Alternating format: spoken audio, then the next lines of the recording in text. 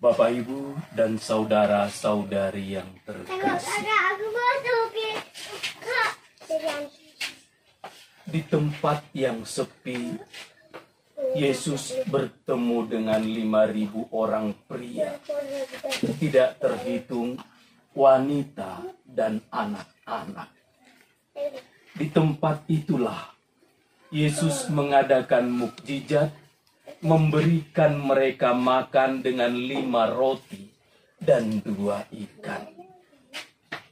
Dalam perayaan Ekaristi ini, kita syukuri segala rahmat Tuhan yang kita terima, bahwa Dia masih memberikan kita nafas kehidupan, pekerjaan, makanan secara berlimpah. Namun, dalam perayaan Ekaristi ini juga, secara khusus Dia akan memberikan kita santapan rohani, yaitu tubuhnya dan darahnya yang menjadi kekuatan kita dalam peziarahan kita di dunia ini.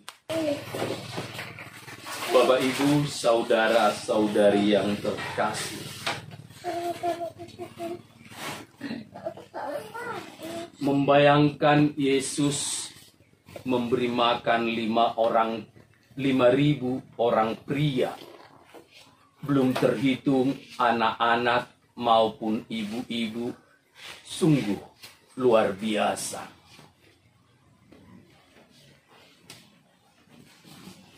Saya coba tadi kembali ke masa lampau. 10 tahun yang silam, saya persis memimpin misa di tempat di mana Yesus mengadakan mukjizat ini. Waktu itu siang seperti ini, di lapangan terbuka bersama dengan rombongan dari Jakarta, kami merayakan misa persis katanya bahwa di tempat itulah orang banyak itu didudukkan oleh Yesus dan mendoakan 5 roti dan 2 ikan, membagi-bagikannya. Saya ingat situasinya seperti di sinilah, pikir saya. Cuman kita berada di ruang tertutup walaupun terbuka, ya kan? AC alami, kiri kanan, angin kencang. Dan persis waktu saya juga merayakan Ekaristi di sana, di Yerusalem, angin kencang dan jubah ini pun kasula pada saat itu diterbangkan oleh angin. Kalau di sini mungkin pasti karena syukur ada apanya namanya nih, dinding yang cukup bagus ini, gede. Itu membuat saya, sekarang mari coba kita lihat pelan-pelan apa maknanya cerita 5.000 orang pria, belum termasuk wanita dan anak-anak diberi makan oleh Tuhan. Waktu itu Yesus baru mendengarkan bahwa Yohanes Pembaptis baru dibunuh, kepalanya dipersembahkan di dalam talam. Bapak Ibu tahu kenapa Yohanes Pembaptis dibunuh, kepalanya dipotong, diletakkan di atas talam?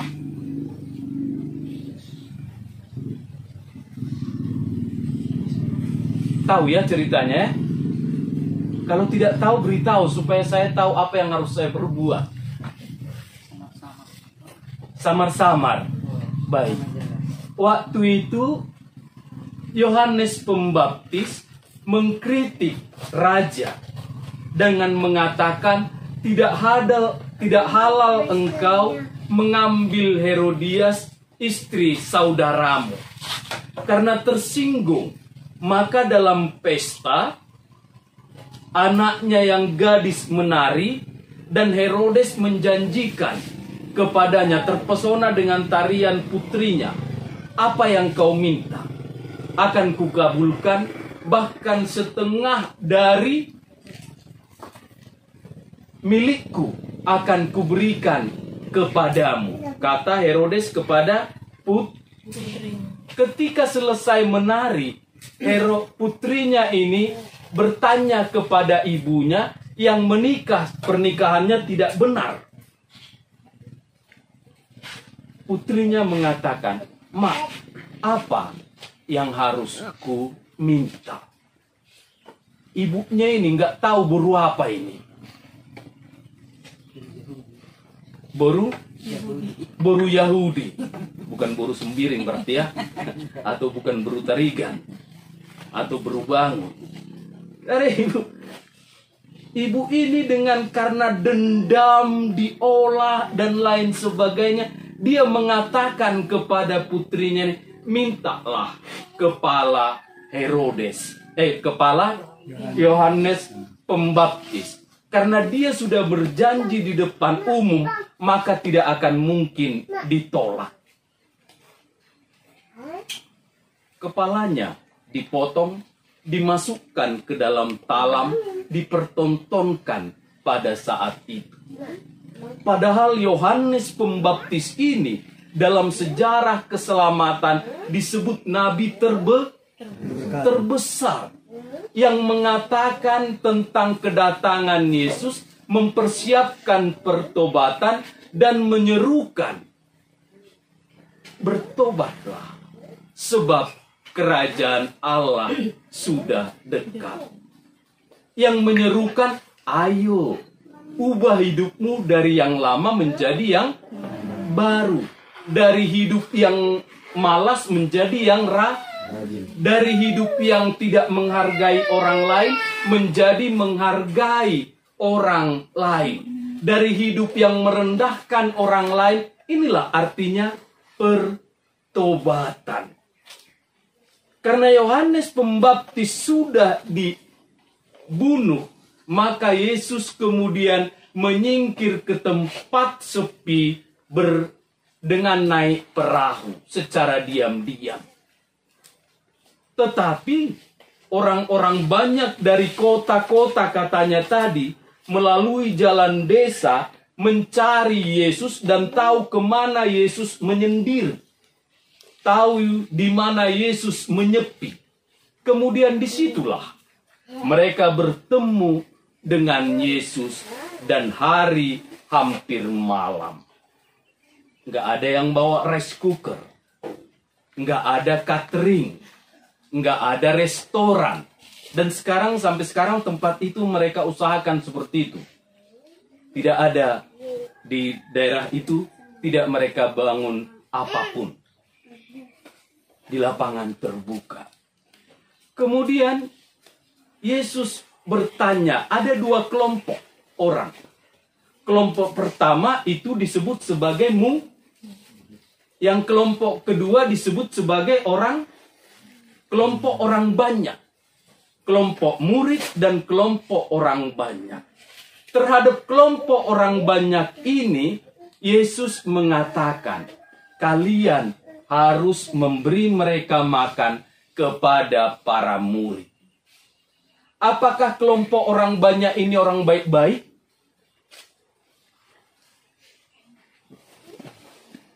Bapak Ibu, ayo. Kita kan semua udah tahu tentang kitab suci kan? Apa yang pernah dikomentari oleh Yesus tentang orang banyak ini? Yesus pernah kemudian berkomentar tentang orang banyak ini. Kalian mencari aku bukan karena menerima sabda Tuhan dan mengakui aku sebagai juru selamat. Kalian mencari aku karena lapar. Kalian mencari aku semata-mata karena kalian ingin kenyang. Ingin dapat roti gratis. Pola berpikir orientasi perut. Bukan hati. Bukan damai. Bukan ketenangan. Dan mereka inilah juga yang kemungkinan ketika Yesus disalibkan, berteriak-teriak, salibkan dia. Bebaskan penjahat. Bebaskan, siapa dek namanya? Penjahat itu? Barabas. Bebaskan Barabas. Inilah kelompok orang banyak. Tetapi melihat ini, Yesus tidak diam. Yesus mengatakan kepada para murid, ayo, kalian harus memberi mereka makan. Jawab murid. Tidak tahu apakah jawaban ini karena mereka ingin hidup nyaman, tidak mau terganggu, egois, ataupun tidak mau berusaha untuk membantu orang lain. Tetapi mereka mengatakan, pada kami hanya ada 5 roti dan 2 ikan. Di perikop yang lain, 5 roti dan 2 ikan ini bukanlah milik para murid. Di perikop yang lain disebut 5 roti dan 2 ikan ini milik seorang anak kecil. Dalam Injil yang lain dikatakan, tapi di sini ada anak kecil memiliki 5 roti dan 2 ikan. Tapi untuk mana cukup itu untuk orang sebanyak ini, katanya. Yesus mengatakan, mari, 5 roti pun, 2.000 rupiah pun, hanya sebungkus daun ubi pun, hanya sebungkus singkong pun, bawalah ke sini. Di hadapan itu, Yesus kemudian mengucap syukur atas persembahan, kemudian memecah-mecahkannya dan membagi-bagikannya kepada mereka. Sisa 12 keranjang. Cuman tidak ada kisahnya bahwa ada ibu-ibu pada saat itu berkelahi rebutan sisanya, kan? Di tempat lain yang kita temui itu, bawa plastik, dipalas katanya, untuk memasukkan sisa. Tapi bukan sisa, Bapak Ibu. Kalau secara positif tentang itu saya beri tafsiran demikian. Coba ibu-ibu membawa itu untuk siapa? Ya do, di praktek kok kamu semua nih. Ya do kan? Jangan ada dusta di antara kita lah. Benar ya, pernah ya? Dimasukkan ke plastik untuk apa? Hanya karena sombong mungkin kita mengatakan biar ada makanan kurdi. Tapi sa ijabu nasutara langta do hita marpesta dana kijabu tinggal kan itu kan? Itu amang si jabat? Iya kan? Nasutara lang pesta. Tapi ijabu dana sehingga dikoin hanya sedikitnya dicuil sedikit baru mana plastik ininya. Jadi bukan bentuk kerakusan. Kalau ada yang rakus bertobatlah kalau seperti itu. Tapi lebih kepada perhatian kepada anak-anak. Ini tidak ada diceritakan. Mungkin karena tidak ada ya, ibu-ibu, karena belum ada dulu plastik saat itu. Tidak ada yang mengatakan dipalas katanya. Sisa 12 keranjang. Kalau kita jujur, jernih melihat, ketika Yesus mengambil 5 roti dan 2 ikan itu, kemudian mengucap syukur, memecah, pikiran kita ke arah mana?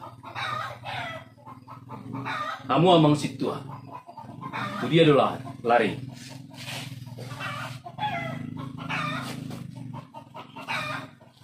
Jelas bahwa bagi Matius ini ditulis untuk menunjuk kepada Ekaristi, di mana Yesus mengambil bahan persembahan kita, roti dan anggur, kemudian merubahnya menjadi tubuh dan darahnya yang menjadi santapan rohani, minuman rohani dalam perjalanan peziarahan kita di dunia ini. Tuhan mengatakan, terimalah dan makanlah. Sekaligus juga Tuhan mengajarkan supaya kita berani berbagi berkat yang kita terima kepada orang-orang lain. Kalau kita jujur Bapak Ibu, tidak cukup satu buku tebal ini kita tulis untuk menuliskan rahmat yang Tuhan berikan kepada kita. Kecuali hati kita tertutup, hati kita egois, kekanak-kanakan, mungkin kita akan mengatakan Tuhan tidak pernah berpihak. Tetapi bila hati kita jujur, kita akan menyampaikan syukur atas rahmat yang Tuhan berikan. Misalnya, Pak Mani Huruk pulang dari tempat kerja. Masih ada istri yang memasak. Masih ada istri yang menyambut ke pintu. Amula ho, Amani sudah tahu. Kan gitu kan? Tapi istri biasanya manggil abang kan? Ari Jomu? Sayang. Sayang. Sudah pulang sayang ini loh. Kalau seandainya hati kita egois, sapaan sayang itu mungkin sangat menyakitkan. Tetapi hati yang terbuka akan mengatakan ketika disambut oleh istri, dikejar oleh anak, dipeluk, kita akan mengatakan, Tuhan, rahmat-Mu masih besar. Rahmat-Mu masih saya terima. Rahmat-Mu masih saya nikmati. Bukan semata-mata karena sedang kerja kemudian dapat mutiara sebesar rumah baru kita mengatakan Tuhan baik. Tidak. Dan jujur ketika bangun pun tadi, kita akan mengatakan, Tuhan, syukur. Rahmat-Mu besar sehingga saya masih bisa membuka mata, kemudian mulai bekerja. Orang yang egois, orang yang kumpulan orang-orang banyak, mereka akan mengatakan, Tuhan, mana jabarku? Mana jatahku? Kalaupun berhadapan dengan Tuhan, tidak lain dan tidak akan pernah dia menyampaikan syukur. Melainkan, Tuhan, berikanlah kesehatan. Tuhan, jagalah kebun kami supaya tidak terbakar. Tuhan, buatlah supaya anak-anak di sana sehat, bisa kuliah. Kan itunya kan? Tetapi kalau hati yang terbuka, dia tidak akan mengogos memaksa untuk meminta. Apakah salah? Benar. Bahwa Tuhan adalah tempat kita meminta. Tetapi ketika kita hanya meminta dan meminta, tidak mampu bersyukur, tidak mampu melihat secara jernih, oh, saya masih bisa hidup datang ke gereja semata-mata karena Tuhan. Itu membuat hidup kita menjadi ceria, cerah. Dalam situasi seberat apapun, kita masih bisa tersenyum sebagaimana yang dikatakan oleh bacaan kedua tadi. Apakah yang dapat memisahkan kita dari kasih Tuhan? Corona mungkin bisa membuat kita mati, tetapi tidak akan pernah bisa membuat kita terpisah dari Tuhan. Penindasan, penganiayaan, kemiskinan, Bapak Ibu, hidup kita seperti roda ya, yang terkadang roda itu berputar, terkadang dia di atas, terkadang dia di bawah. Jangan pernah menyesali, menangisi nasib terus-menerus. Tuhan tidak berpihak. Berjuanglah. Suatu saat Tuhan akan mendengarkan permohonanmu dan juga akan merestui segala usahamu. Dan bila Anda seperti roda sedang berada di atas, jangan sombong. Banyak kok bukti yang mengatakan dalam satu malam bisa habis semua. Seperti pengalaman dalam perjanjian lama siapa?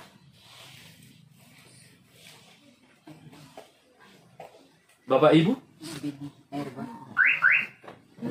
Nabi Ayub. Nabi Ayub. Dalam waktu sebentar semua habis. Lembu, rumah, anak-anak, ditinggal istri, semua habis. Tinggal dia sendirian. Bahkan istrinya mengatakan kepada dia, bodoh kali kau tetap beriman kepada Tuhan. Sudah situasi yang berat seperti ini. Tapi apa kata Ayub? Tuhan yang memberi, Tuhan yang mengambil, terpujilah namanya. Yang kadang kita membuat kita gagal dalam hidup adalah Bapak Ibu. Kita sudah miskin, dan miskin pula hati kita untuk memperhatikan orang lain. Double, kuadrat kemiskinan kita. Kita hanya ingin orang lain berbuat baik kepada kita, diperhatikan dan lain sebagainya. Tuhan tidak meminta sesuatu melebihi kemampuan. 5 roti yang ada pada kami, 2 ikan, itulah berikan. Tuhan yang akan mengolahnya, memperbanyak, supaya bisa memenuhi kebutuhan orang lain. Alat kita kan itu asang-asang kan? Tarkona mengurupi jolma. Iwa do siurupan. Ini tidak akan pernah membuat kita berkembang. Prinsip ini. Kalau kita hanya boro-boro membantu orang lain, saya yang harus dibantu oleh orang lain. Aduh, miskin kali. Ini kadang Katolik, saya berpikir Katolik ini benar murid Yesus atau kumpulan orang banyak. Kenapa gitu?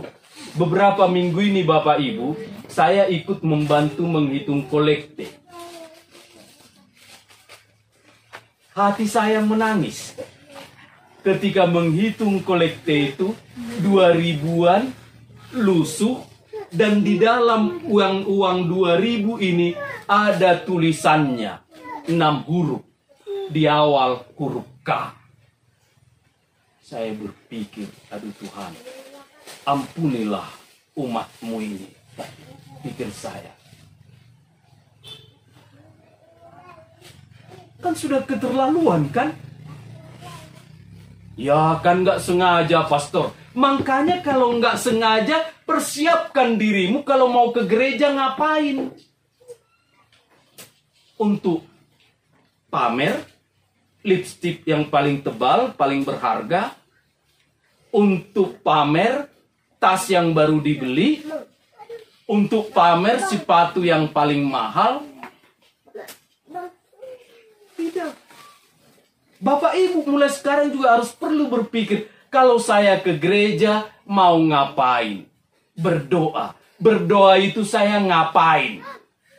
Apakah semata-mata saya seperti orang banyak? Saya berdoa supaya semua lancar, tidak terbakar sawit, panen melimpah dan lain sebagainya. Kalau begitu doanya cepat koreksi. Balik bertanya. Bukanlah doa yang benar dari seorang murid. Seorang murid dipanggil oleh Tuhan dengan tanggung jawab, berani memperhatikan kehidupan orang-orang lain. Satu juga hal Bapak Ibu ya, tidak pernah kita jatuh bangkrut kalau kolekte kita agak banyak. Saya waktu kecil, masih kecil ya, saya udah debat dengan bapak saya. Bapak saya kerja di bangunan. Kalau ada berongannya, misalnya sekolah, rumah, ataupun jembatan, lumayan. Tapi rokoknya itu. Sederhana debat saya dengan dia. Pak, saya katakan, saya masih kecil. Kita hitung-hitungan lah. Berapa kolektif Bapak 1 minggu? Dan berapa habis uang Bapak untuk rokok dalam 1 minggu?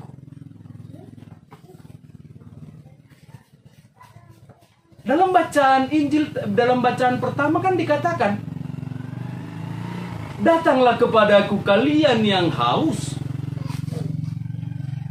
makanlah, minumlah anggur dan susu tanpa bayar. Kamu akan hidup berkelimpahan bila kamu mendengarkan sabda Tuhan. Kemudian ada 2 pertanyaan. Mengapa kau habiskan hasil jerih payahmu untuk hal yang bukan roti? Itu tadi ya, Nandea, bacaan pertama. Mengapa kau habiskan jerih payahmu bukan untuk hal yang bukan roti? Roti artinya sesuatu yang paling kita butuhkan. Jangan-jangan habis lebih banyak pengeluaran kita dang nama nuor boras. Atena. Lebih banyak pengeluaran kita membeli tuak. Senyum-senyum Pak Sijabat. Kita jujurlah. Ibu nanti boleh setelah misa ini melapor sama saya kalau saya salah. Berapa beli beras sehari, berapa beli tuaknya dengan rokoknya. Kalau lebih banyak untuk beli tuaknya dengan beli rokoknya, nggak usah langsung dipasang talak ya. Rugi. Bertobat. Mengapa kamu habiskan uang jerih payahmu untuk hal yang bukan roti? Untuk hal yang tidak penting bagimu. Kasihan. Bahwa Tuhan memberimu kekuatan. Tuhan menganugerahi rahmat-Mu. Tuhan menganugerahi rahmat yang berlimpah dalam hidupmu. Tuhan hanya menginginkan kita mengolahnya dengan cara yang baik. Sehingga hidup kita, walaupun mungkin tanah kita hanya 1 hektar, 2 hektar, dan dianggap orang lain tidak punya, tetapi kita tetap merasa berkelimpahan karena rahmat Tuhan.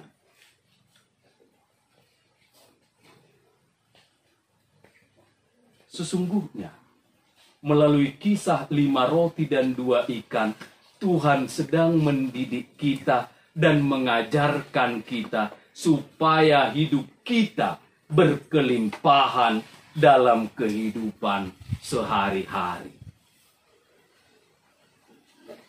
Berkelimpahan. Dan jangan pernah menganggap dirimu bodoh ketika kamu mampu membantu orang-orang lain.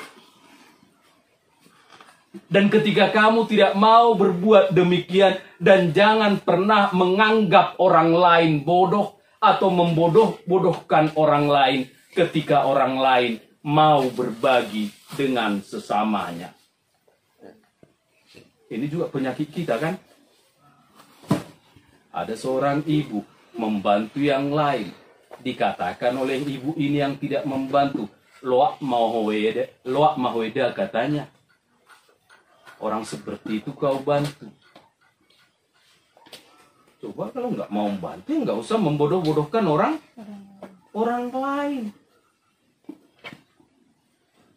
Ini sesungguhnya Tuhan menentukan hidup kita berkelimpahan dan menjadi berkat bagi orang-orang lain. Bukan karena kita orang kaya. Justru ketika kita berani memberikan kepada orang lain, sesungguhnya kita adalah orang yang paling kaya dibanding orang yang kaya selalu hitung-hitungan terhadap orang lain. Saya harap Katolik tidak ada gitu ya. Memanfaatkan situasi, ada tetangga, umat Katolik pula butuh uang untuk sekolah anak, kemudian tawar-menawar 10% sebulan, 15% sebulan. Merasa tertekan lagi, sudah dilihat kan, dinaikkan pula. Dah, minggu naro 20% dah. Ulang sanggup kamu, paulat kamu. Oh detong, bagaimana mau sanggup? Kalau kita seperti orang Katolik seperti itu terhadap orang-orang lain, gimana Nande? Bertobat. Tapi nggak ada di antara kita seperti itu kan? Nggak ada. Kasih semua. Nggak ada yang berani tunjuk tangan maksudnya. Nah dong, tahu dong. Betul? Jangan ya. Jangan sampai. Karena ini permainan setan. Membantu dengan cara untuk meraup keuntungan. Dan ini saya dengar dari keluhan umat kita. Pertama, neoneda 5% katanya. Tetaplah membayar bunga kan? Sampai 1 tahun, eda, minggu naro upah naik 10%. Mau bayar apa lagi? Sudah mencicil bunga. Baru minggu dapat lagi waktunya, besok eda, 5%. Boldang adong do surat jabu menggunakan eda kata, aduh amang. Kita sedang Tapi saya harap betul ya, tidak ada orang Katolik yang seperti itu di sini. Nggak ada rumah. Tahu dong?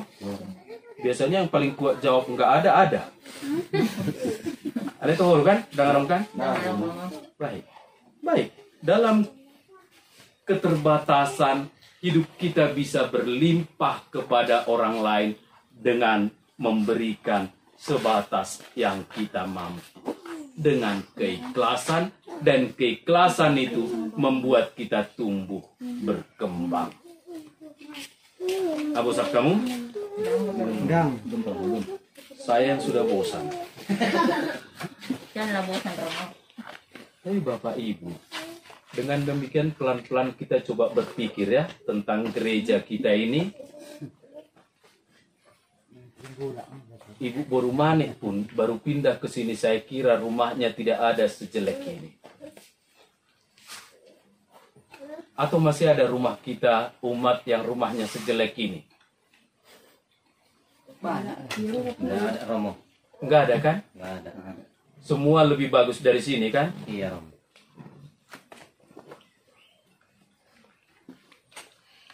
Mari kita baharui iman kepercayaan